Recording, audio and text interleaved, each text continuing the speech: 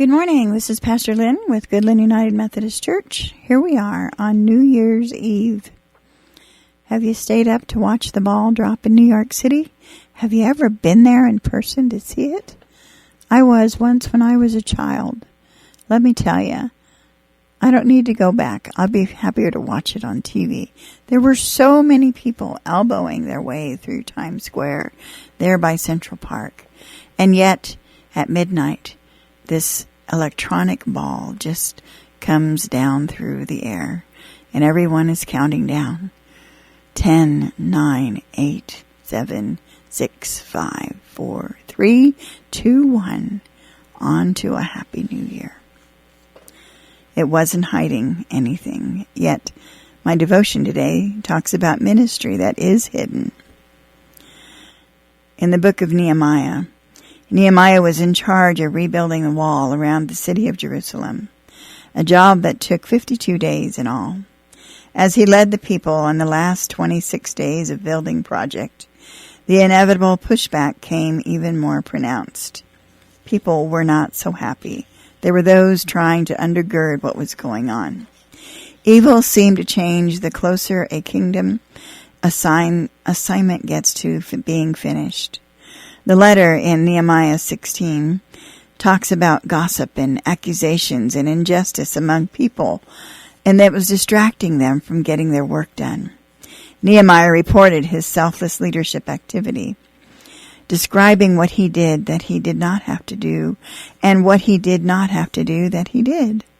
Reading the verses here in Nehemiah is like taking a look beyond and behind a righteous leader's activity. He ends this self-report with a short prayer, saying, God, you saw what I have done. Honor me for it. What's going on here? Years ago, I heard John Maxwell say, leaders die with secrets. He meant that when you seek to lead honorably, you know all things that you cannot share publicly that might shift public opinion your way. It's information that fills in gaps and clarifies things, but you cannot share it for a whole host of reasons. But in Nehemiah's story, his self-report was about him having insider information about people, his opponents, that would clear his name or defend his assignment. Have you ever had to defend your faith? What is a righteous leader? It's one who quietly and unassumingly tithes and gives offerings. It's one who, under the cloak of darkness, works late into the night to prepare a message and write one. It's one who visits a dying person at hospice house because the person has no family and would otherwise die alone.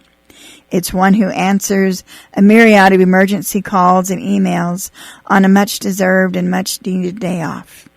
It's one who, year after year, refuses the perks that he or she has earned for the greater good of the ministry budget. These are some of the seldom seen and often unnoticed assignments a God-honoring leader shows.